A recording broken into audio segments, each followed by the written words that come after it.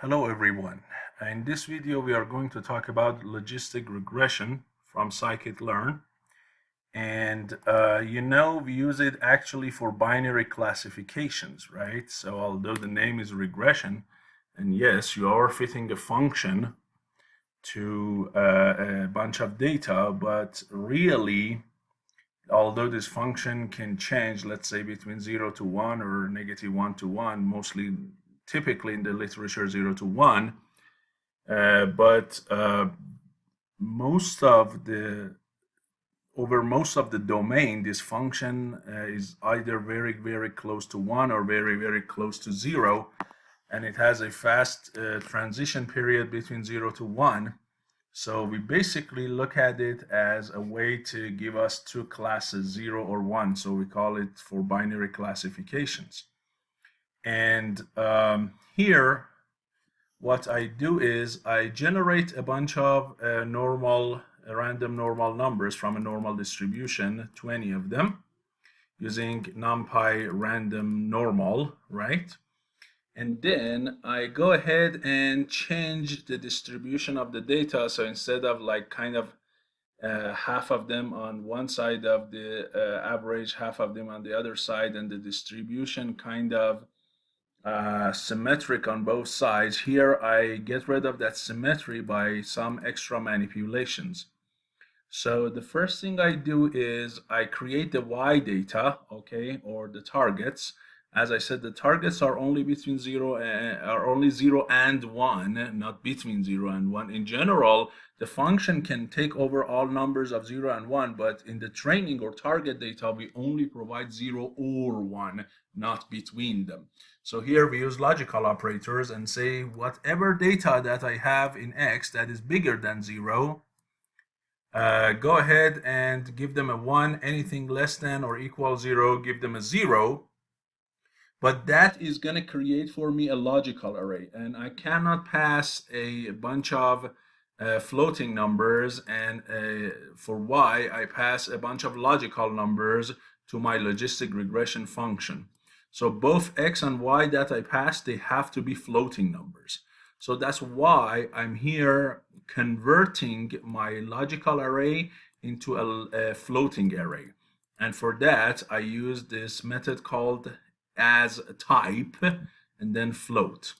Now you might say, why don't you use this like, why don't you say something like y equals float of x bigger than 0? Why don't you say something like this, right? So would that do also the typecasting? Yeah, although it does, but the problem is it does it when this is a scalar Boolean value, not a vector. It's not a Boolean or logical array. Okay, if it's a single scalar, yes, this would do it. But when you have a vector, you have to go with something like this. You say as type and then float. So this is also a typecasting. Okay, and the other thing this one does, it creates a copy of the array and casts it to a specified type. So basically, this x bigger than 0, these all zeros and ones, they are still there. Of course, you don't assign them to anything. So you take a copy of this logical array and then set it to float, change it to float, and then assign it to y. Okay, so this is as type or as type. Then, as I said, you want to change the symmetry of distribution of data around the average for random normal, which is 0. So here I focus on the data on the right-hand side, the bigger than 0 data, and I say whatever data that is bigger than 0 multiplied by 2, and then I add some more randomness to my data, so I completely change the original distribution and make it not be perfectly symmetric. Okay, now that I have kind of created my x and y data, my training data, I have to pass them to the logistic regression. So I bring my logistic regression, which I imported from Scikit-Learn linear model, and I give it a name, whatever you want, call it binary classifier. And then I say dot fit x and y, right? So this is going to be fit to x and y. So it finds those two parameters of the logistic function for me.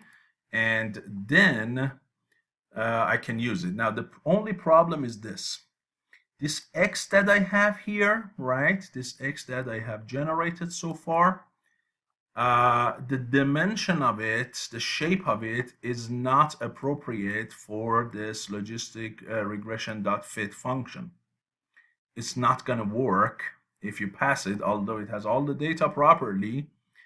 It needs an extra dimension of 1 to work here. So what you need is to add an extra dimension of 1 to it, and that is what you can see this here. I'm saying whatever x was, add a new dimension to x, a dimension of 1, and you do it with numpy new axis. Okay, so it adds an additional dimension of 1. So instead of 20, it's now 20 and 1. And now the logistic regression will take it without any problem, without giving you a bug or error, and it is going to work. So I fit the data, I fit my model with x and y, I find my parameters, and then one of the things I can do, I can calculate the accuracy of this logistic regression by using dot score. So I pass dot score past the x and y and say, hey, give me the accuracy. So and then here we have the plot. Now let me explain the plot and then we see everything together, the result. So here I create a figure and then I pass x and y data as a scatter plot, ask for color of red. This z order is the order of drawing. And I'll tell you why I chose 3. Actually, originally in the code it was like 20, but it doesn't need to go as high as 20. Even 3 would work, and I explained that for you what that one is.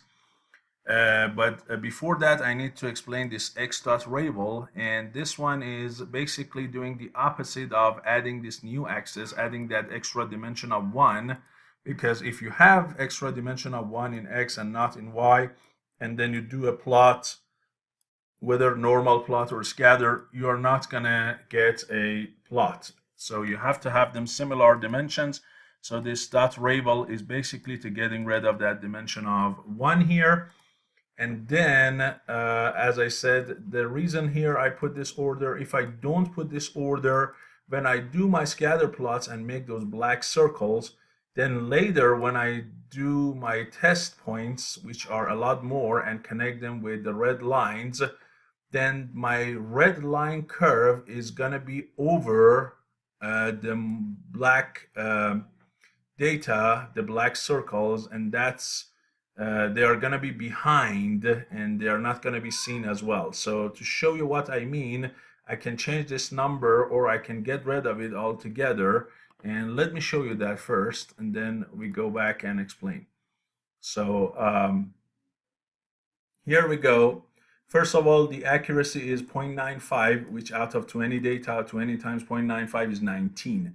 So only one data is misclassified, and that is this data here, which clearly, as you can see, it should be on this line, right?